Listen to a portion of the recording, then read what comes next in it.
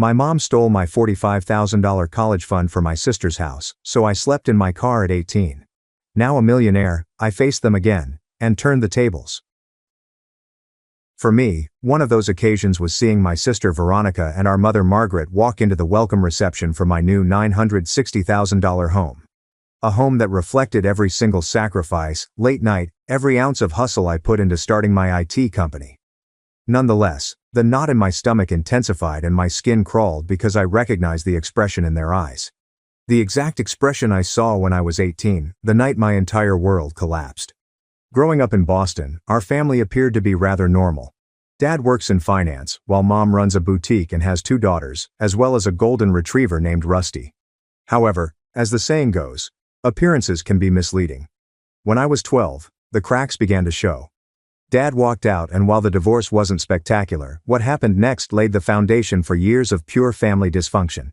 Veronica, 3 years my older, later married Daniel, an investment banker from an affluent family. Their wedding was spectacular, and Mom spent over $50,000 she didn't have, arguing that a daughter only gets married once. I was 19, working 2 jobs, attending community college, and barely scraping by to purchase my bridesmaid dress. Then came the babies, James, Freya, and Caleb. With each child, Veronica's attitude of entitlement developed, and Mom was always available to help them out, often at my expense. "Your sister has 3 children to feed," Mom would explain. "What do you need extra money for anyway? Books? Can't you just use the library?" Meanwhile, I was working myself to exhaustion. Scholarships helped, but without family support, I worked as a barista in the morning, a tutor in the afternoon, and a data entry clerk on weekends.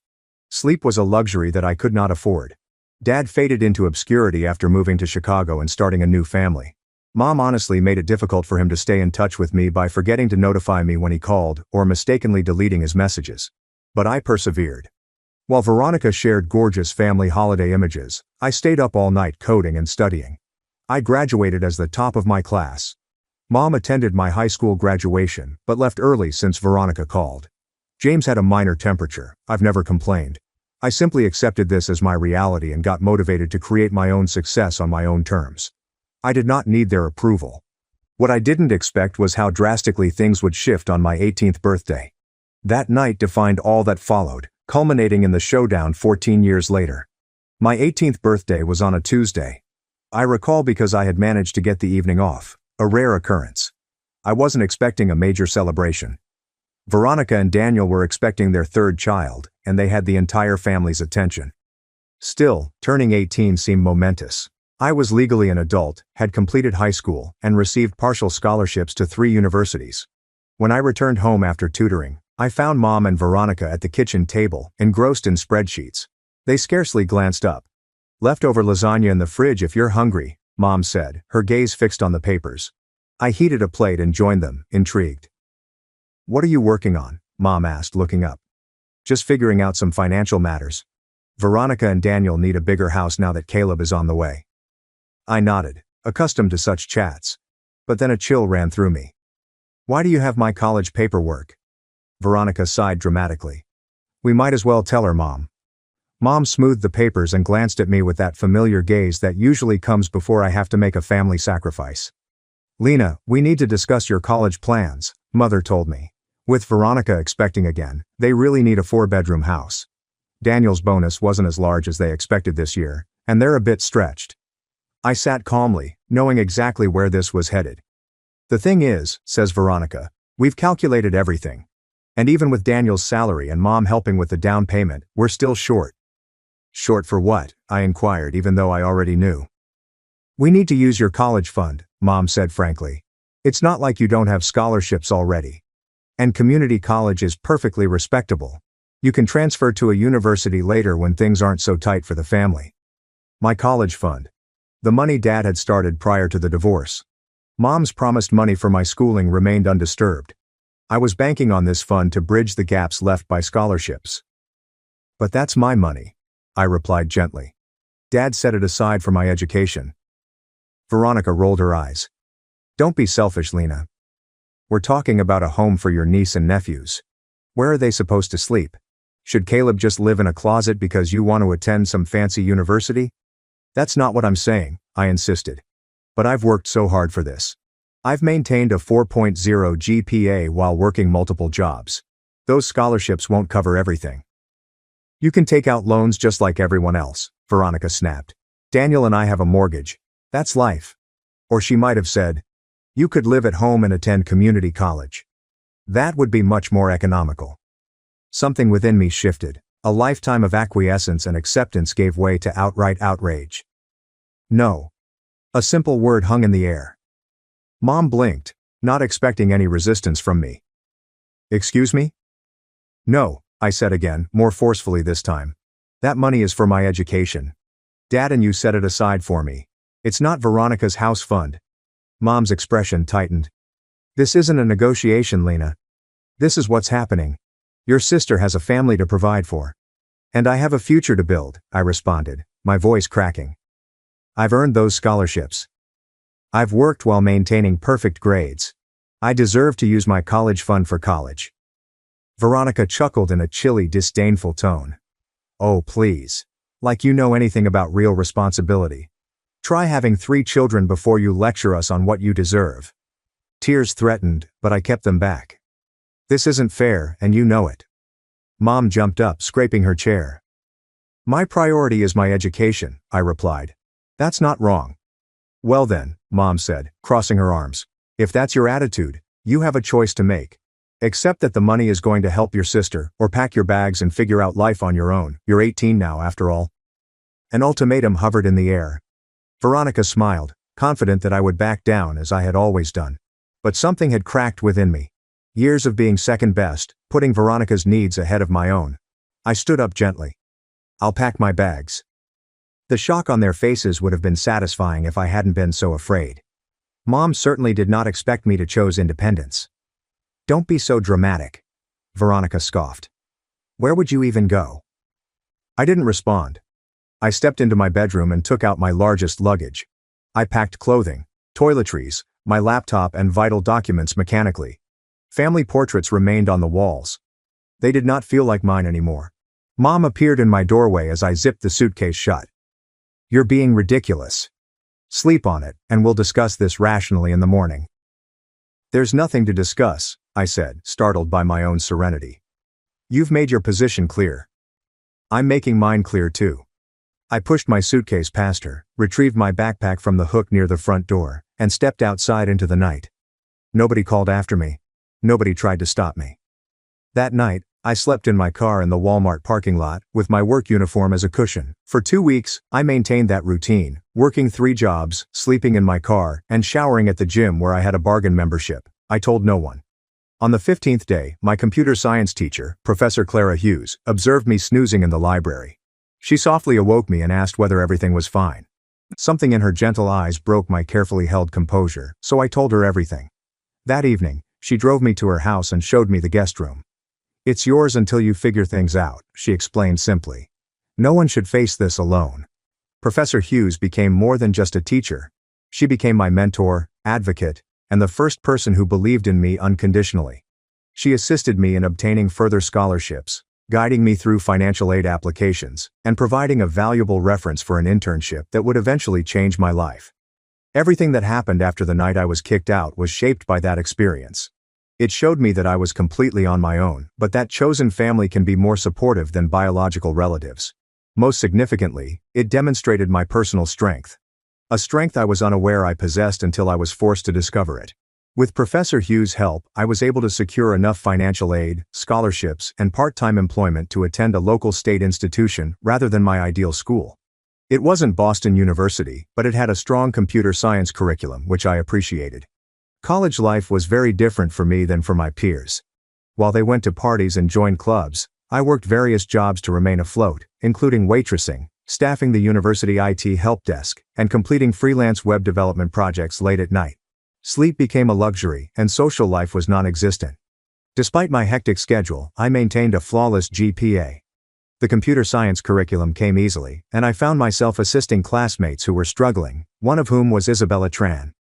Isabella, a brilliant but distracted individual, became my best friend and eventual business partner. We were diametrically opposed in some respects. I was methodical. She was impetuous. I excelled at back-end programming. She had a knack for user experience and design. Together, we were ideal. During our junior year, we began talking about developing a money management app for young adults. The majority of existing tools were designed for those who were already financially secure, rather for those like us who were living paycheck to paycheck. We identified a gap and were motivated to fill it. Using campus resources, we created a prototype.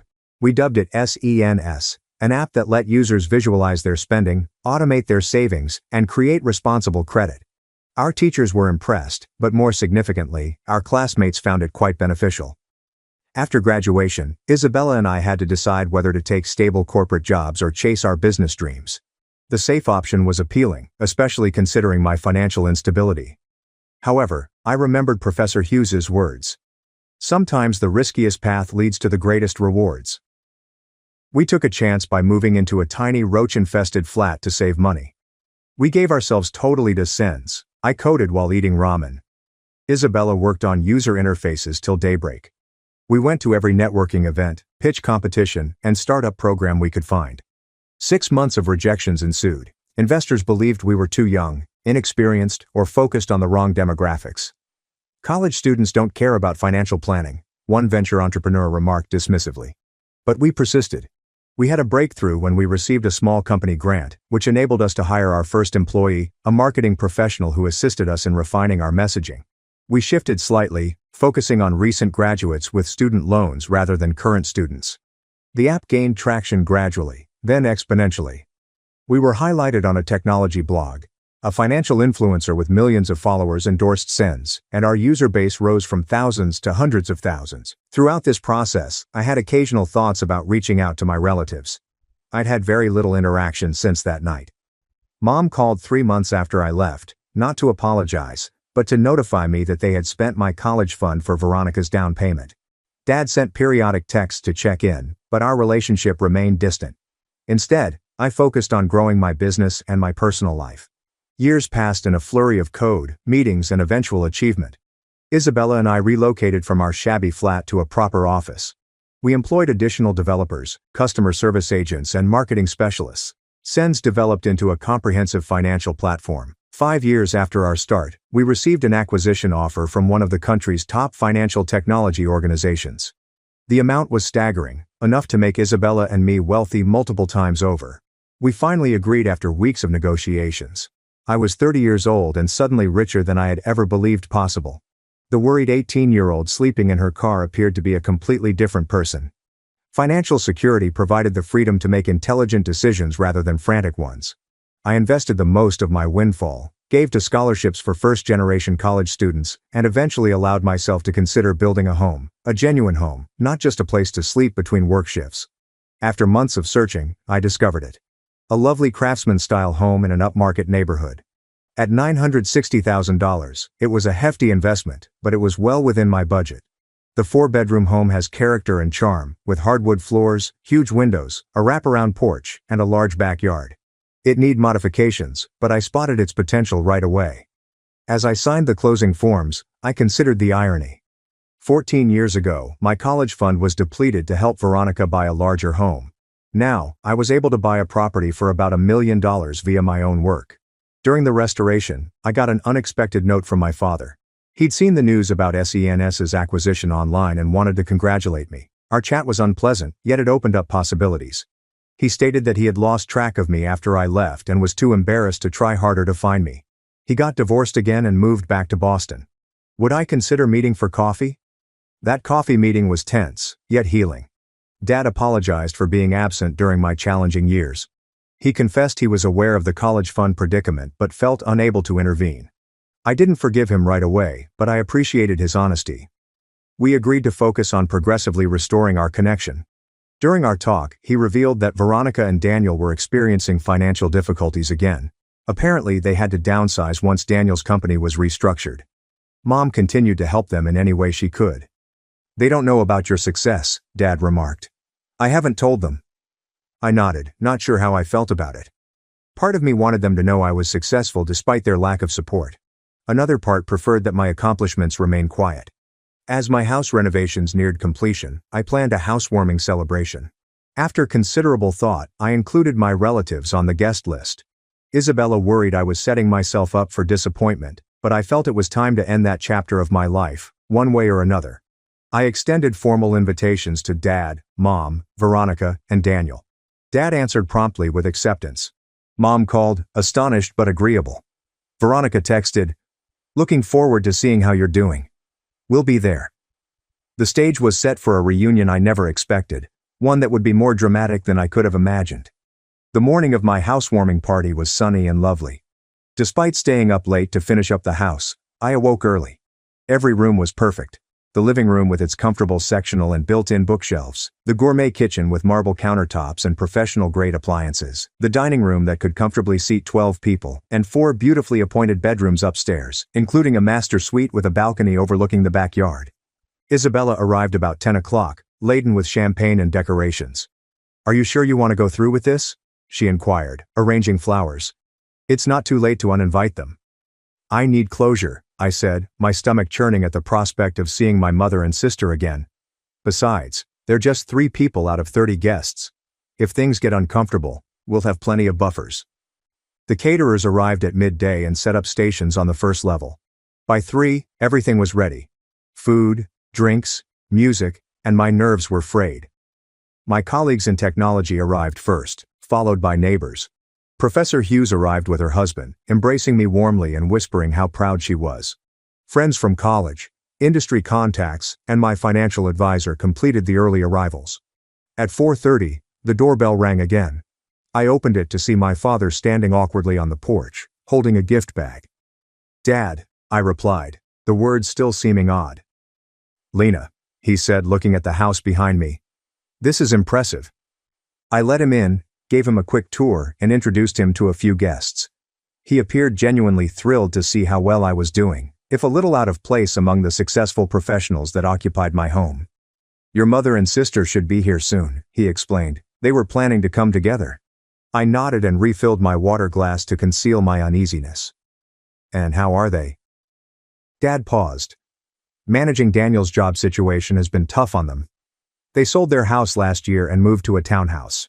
Margaret, your mom, helps with the kids a lot." Before I could react, Isabella appeared at my elbow. "More guests arriving," she said. "Including, I believe, your mother and sister." I took a deep breath and made my way to the front door. There they stood, Margaret, barely aged despite the 14 years, and Veronica, still lovely but with stress lines around her eyes. Behind them stood Daniel, who appeared much older and more worn than I remembered, and their 3 children, James, now a teenager, Freya, a preteen, and Caleb, about 10 years old. "Lena," Mom replied, her tone cautious. "Thank you for inviting us." "Welcome," I said, standing back to let them enter. "Please come in." The kids hung back sheepishly, evidently instructed to be on their best behavior. I smiled at them. I scarcely knew these nieces and nephews. "There's a game room upstairs if you get bored," I assured them. "Second door on the right."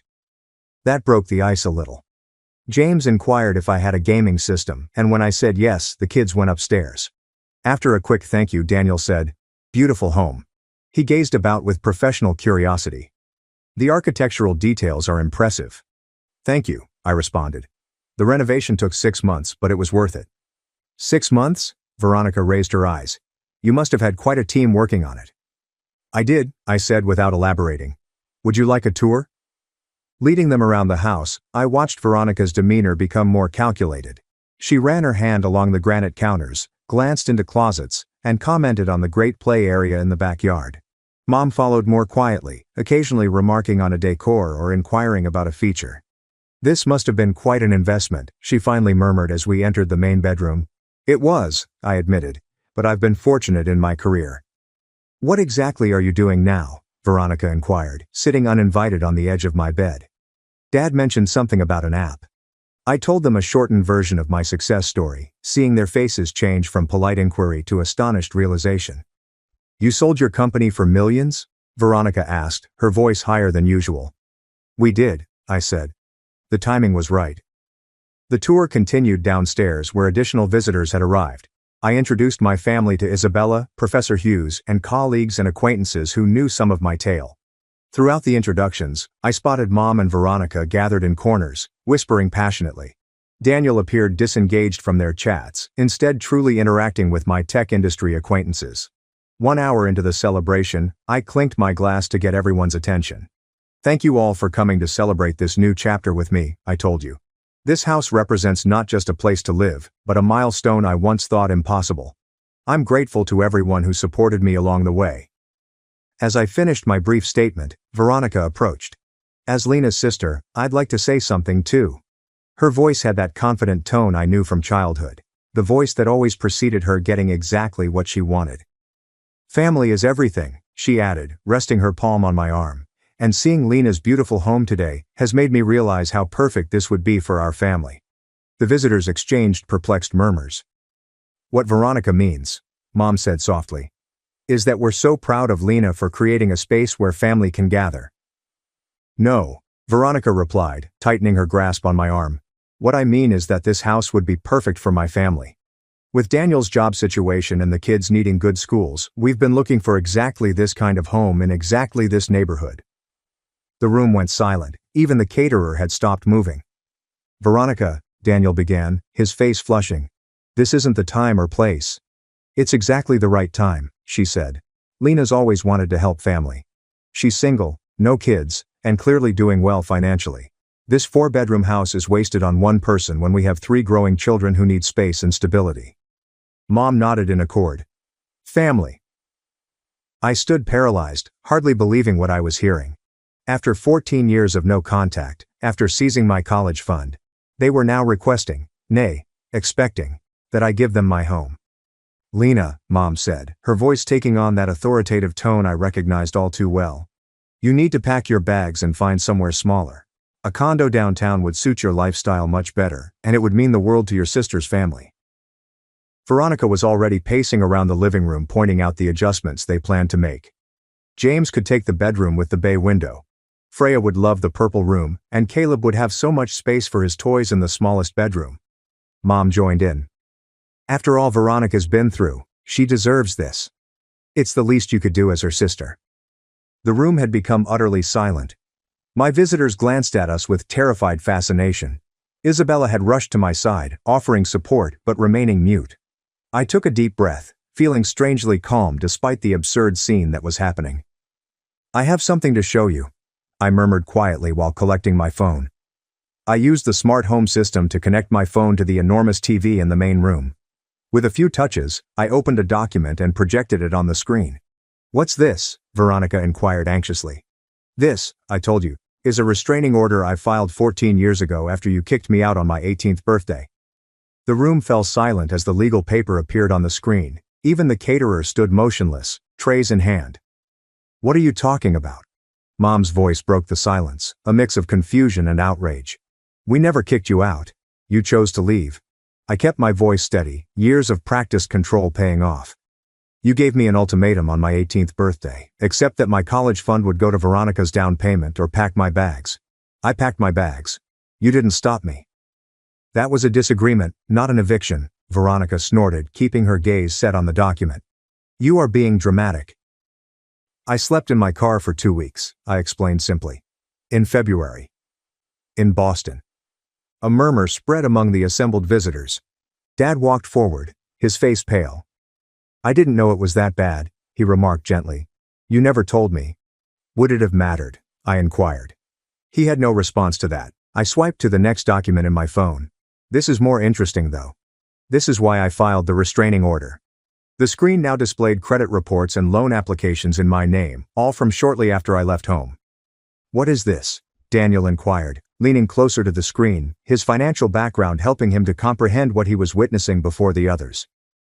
After I left, someone opened 3 credit cards and took out a personal loan in my name, I told him.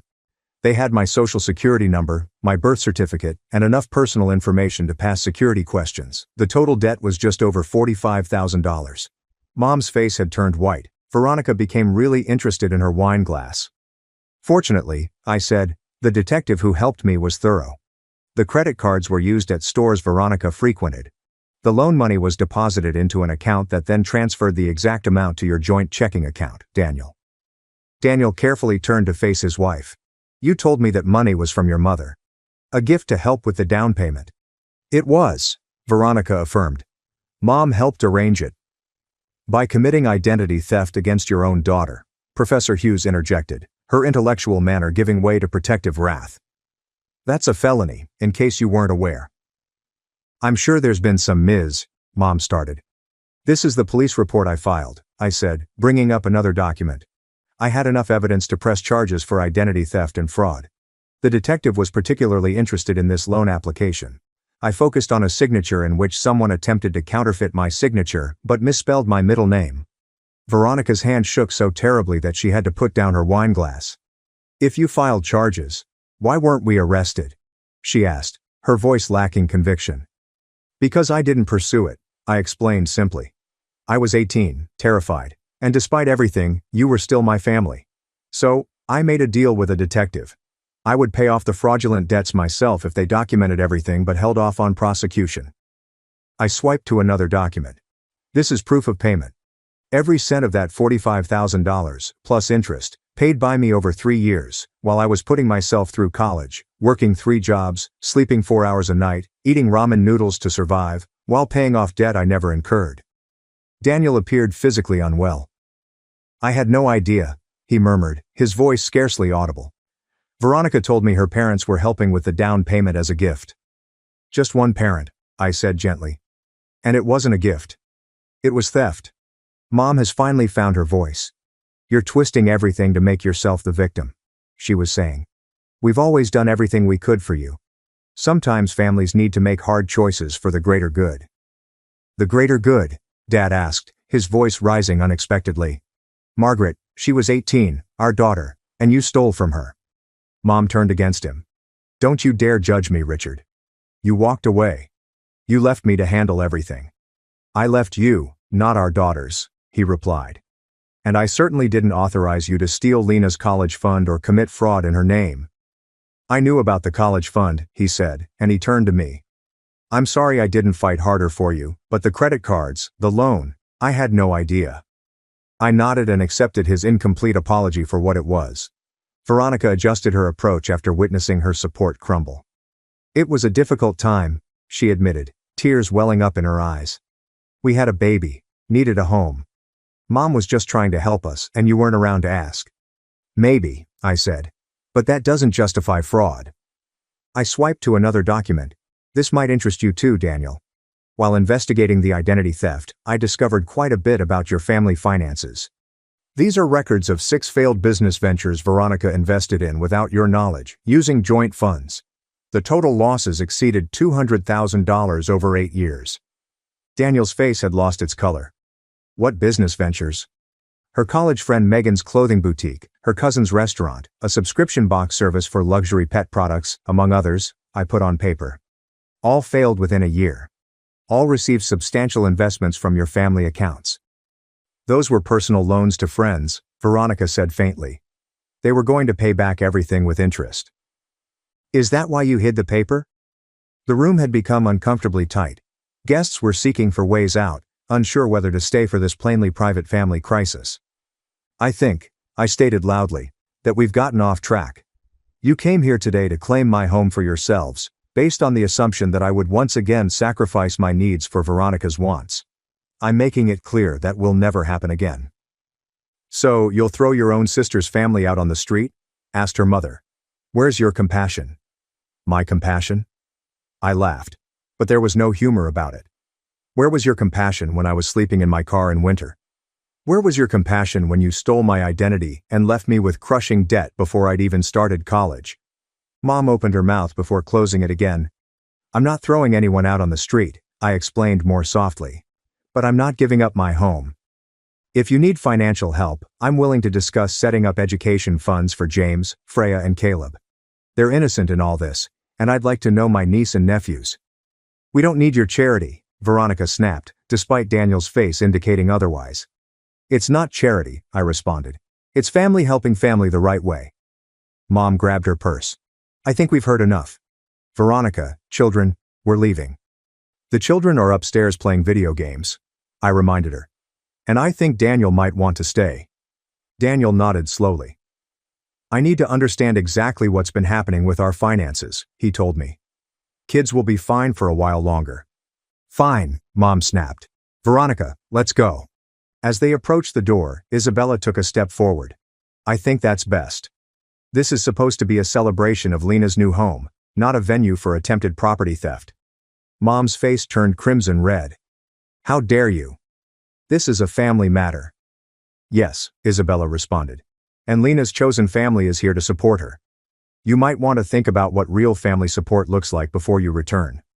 After they left, the party gradually recovered momentum, though talks naturally revolved around the dramatic incident.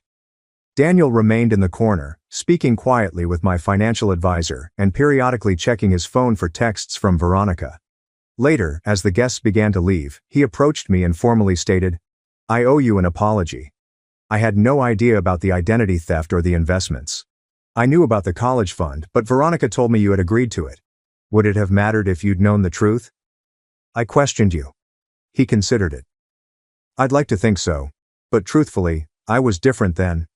Success and money were all that mattered. He looked around the room. Looking at what you've built on your own, I realized how misguided my priorities have been. What will you do now? I inquired. Have a very difficult conversation with my wife, he said solemnly. And probably contact a divorce attorney.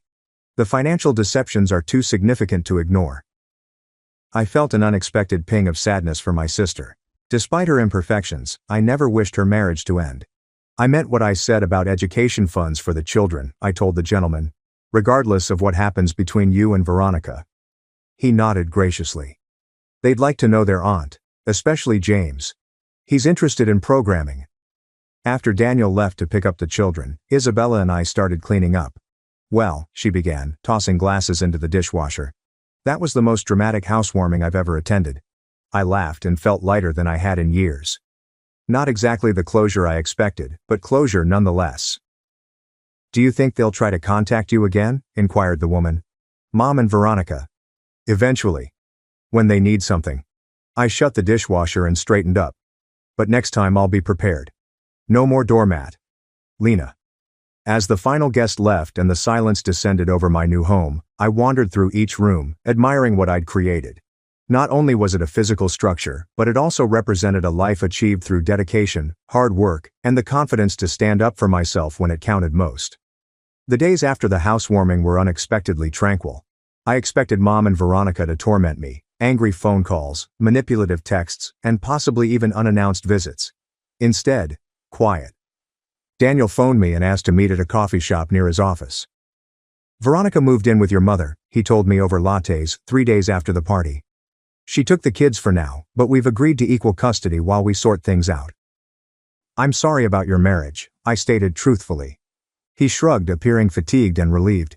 After what came to light at your party, I started digging deeper into our finances. It's worse than you know. We're not just struggling, we're nearly bankrupt. How's that possible? You had a good position at the investment firm.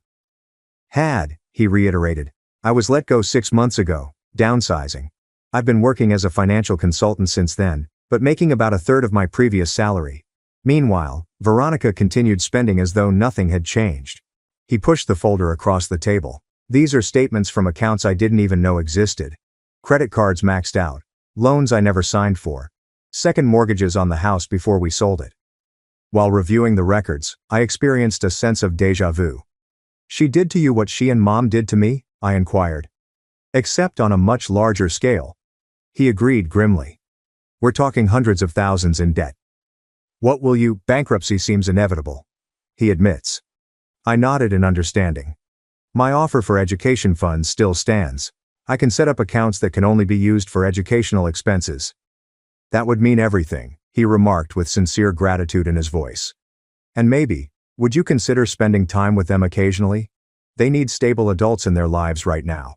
That conversation signaled the beginning of a new chapter for myself, Daniel, and the children. They were intelligent, inquisitive children who withstood their parents' disagreement with surprising perseverance. Around 2 weeks after the housewarming, Dad invited me to supper. Over pasta at a quiet restaurant, he expressed his thoughts on years of family strife. I failed you, he admitted honestly. After the divorce, Margaret made it difficult to maintain contact. But that's no excuse. I should have fought harder to stay involved in your life. Why didn't you? I asked, finally putting my thoughts into words after 14 years. He sighed heavily. Partly guilt. The divorce was my fault. I had an affair with my second wife before leaving. Margaret knew, and she used that as leverage to control everything, including access to you girls. This discovery altered my view of our family relationships, but it did not excuse his absence. I also failed to protect your college fund, he added. It was in a joint account with Margaret. I trusted her to use it appropriately despite our problems. When I found out what happened, I was too ashamed to confront you about it. You could have helped me, I stated. When I was sleeping in my car. I didn't know, he said. Margaret told me you'd moved in with a friend from school. By the time I learned otherwise, months had passed and you'd stopped responding to my messages. We talked for hours that night, clearing up years of misconceptions, half-truths, and downright lies. Dad wasn't blameless, but I realized he'd been manipulated by Mom almost as much as I had. Your mother wasn't always like this, he clarified. After Veronica was born, something changed. She became obsessed with creating a perfect life for her, often at your expense. I tried to balance things, to advocate for you, but it only created more conflict. Why the favoritism? I inquired, the question that had plagued my boyhood. He pondered this attentively. I think Veronica reminded Margaret of herself, the self she wanted to be. Beautiful, socially adept, traditional. You are more like me. Analytical, independent, questioning. And I think that scared her. The first communication from Veronica came 2 days after my meal with Dad. A long email that alternated between apology and justification. She admitted to identity theft, but blamed it on financial desperation and her mother's influence. She apologized for the housewarming argument but insisted that her family's needs took precedence over my luxury. Classic Veronica, Isabella observed as I gave her the email. Apologizing without actually accepting responsibility. At least she's acknowledging what happened, I said, feeling more generous now that I was safe from her influence. That's progress. Mother's approach was more straightforward. She began phoning every day, leaving voicemails that ranged from angry accusations to sad pleas. Families should forgive each other, she said in one message. We made mistakes, but so have you by embarrassing us in front of your friends. I did not respond to either of them right away, instead focusing on setting clear boundaries with my therapist, Dr. Jennifer Blake. Your mother and sister exhibit classic patterns of manipulative behavior, Dr. Blake observed during one session. They're used to you eventually giving in. Your continued boundary setting is unfamiliar and threatening to them. I feel guilty sometimes, I told you, especially about the kids being caught in the middle. That's natural, she promised me. But remember, you're modeling healthy boundaries for those children, and you're supporting them directly through the education funds and quality time. That's genuine family support, not the conditional kind you received. Daniel and Veronica's circumstances worsened over the course of several weeks. Their divorce processes uncovered other financial deceptions. Daniel filed for bankruptcy, as planned. Veronica and the children remained in Mom's modest home, which had become cramped and tense. 6 months after the housewarming, Daniel got a better job at a smaller company and rented a 3-bedroom apartment. The custody arrangement granted him access to the children every other week. Throughout his weeks, I would pay James several visits, assisting him with programming assignments or simply offering another supporting adult presence. During one of these encounters, Daniel mentioned that Veronica had started therapy. Her therapist suggested it might help with the divorce and financial issues, he told me. I'm skeptical about her commitment, but it's a start. Around the same time, I finally agreed to meet Mom for coffee. The conversation was difficult but respectful. She had aged significantly in the 6 months since the celebration. Living with Veronica and the children is challenging, she told me. There's no privacy, no peace, and her spending habits. She paused, shaking her head. You enabled those habits, I kindly pointed out. I wanted her to have everything I didn't, Mom explained. An uncommon example of self-awareness. I grew up poor, wore hand-me-downs, never had the nice things other girls had. I swore my daughter would have better. You had 2 daughters, I reminded her. She had the decency to appear embarrassed. I know. I convinced myself you were stronger, more independent, that you didn't need the same support. It wasn't a complete apology, but it was the closest I'd ever gotten. This decades-long pattern of financial deception taught me that Mom's behavior was more than just favoritism. It revealed underlying concerns of control, entitlement, and possibly untreated mental health problems. Meanwhile, Veronica's therapy looked to be generating actual results. Our weekly meals with the kids moved from awkward to cautiously enjoyable. She got a job as an administrative assistant at a local company, her first serious job since marriage, and moved into a modest apartment when living with Mom became too expensive for both of them. "I've never learned to stand on my own," she admitted at one of our discussions. "Mom did everything for me, then Daniel took over. When everything fell apart, I had no idea how to function independently." I felt an unexpected sense of compassion as I saw her struggle with fundamental adult chores like budgeting, meal planning, and home maintenance. Veronica, like me, had been a victim of Mom's disorder, albeit in a different way. Her golden child status had hampered her ability to build resilience and self-sufficiency. The children adapted to their new situation with surprising adaptability. James, now 11, thrived in the coding group I introduced him to. Freya acquired a fascination for science that neither Veronica nor Daniel had recognized. Caleb's dinosaur passion grew into a more general interest in natural history. I established college funds for each of them, with the condition that the funds be spent solely for educational purposes, a safeguard against history repeating itself. Daniel and I formed an unexpected friendship based on mutual respect. He had confronted the financial calamity full-on, gradually repairing his credit and profession while becoming a more present father than he had ever been during his marriage. The bankruptcy was humiliating, he admitted, this truer version of Daniel. Not all relationships could be saved, however. Mom continued to avoid actual accountability, alternating between superficial apologies and sly explanations. During one especially challenging meal, she mentioned that my success was owed in part to her tough love style. "If we hadn't pushed you out of the nest, would you have developed the same drive?" she wondered, as if my homelessness had been a deliberate teaching moment rather than an abandonment. I cautiously set down my fork. "That's like saying abuse makes people stronger. Some survive despite it, not because of it. I succeeded in spite of how you treated me, not because of it." She swiftly changed the subject, since she was always uncomfortable with direct confrontation. These incidents confirmed Dr. Blake's assessment that, while Mom may change her conduct to preserve touch, true remorse or insight may never arrive. "Some people aren't capable of the depth of self-reflection necessary for genuine change," Dr. Blake told me. "You can adjust your expectations accordingly and decide what kind of limited relationship, if any, serves your well-being." By the time my house's one-year anniversary neared, I had set clear guidelines for family interaction. Monthly lunches with Veronica and the kids, occasional coffees with Mom, regular dinners with Dad, and more frequent time with the kids during Daniel's custody weeks. To commemorate the event, I arranged a small gathering, in stark contrast to the previous year's grand housewarming. Isabella accompanied her new fiancé. Professor Hughes and her husband attended. Dad arrived with Laura, their relationship now serious. Daniel brought the kids for a few hours. Even Veronica made a brief and charming visit. Mom was noticeably absent. Her choice after I declined to invite certain toxic family friends she insisted on including.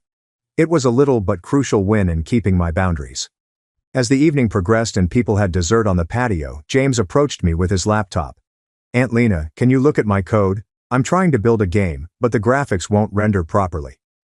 We sat on the porch swing, solving his JavaScript issues, as fireflies blinked in the coming dusk. The simple moment, an aunt assisting her nephew, family members supporting one another in healthy ways, brought tears to my eyes, which I quickly wiped away. "Are you okay?" James inquired, noting my emotion. "More than okay," I told him. "Just happier here." Later that night, when everyone had left, I wandered through my home, which was genuinely mine in every way. The house had become a haven, not only from the outer world, but also from the harmful family habits that had nearly ruined me. Within these confines, I had created new rituals, connections, and a new understanding of family that was based on mutual respect rather than duty or manipulation. My journey from sleeping in my van at 18 to owning this lovely home at 32 was not solely about financial gain. It was about reclaiming my worth, setting healthy boundaries, and creating a life that reflected my ideals rather than others' expectations. My ties with my family would most certainly remain complex. Mom may never fully admit the devastation she has caused. Veronica's growth potential may be limited. Dad's attempts to make amends could not undo years of absence.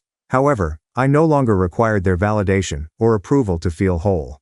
The terrified 18-year-old who drove away from her childhood home with nowhere to go had discovered not just safety, but also strength.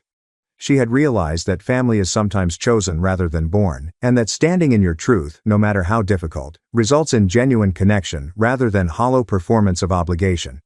As I sat on my veranda with a cup of tea, watching the stars appear in the summer sky, I felt tremendous serenity. The voyage had not been easy, but it had taken me exactly where I needed to be. Home in all senses of the word.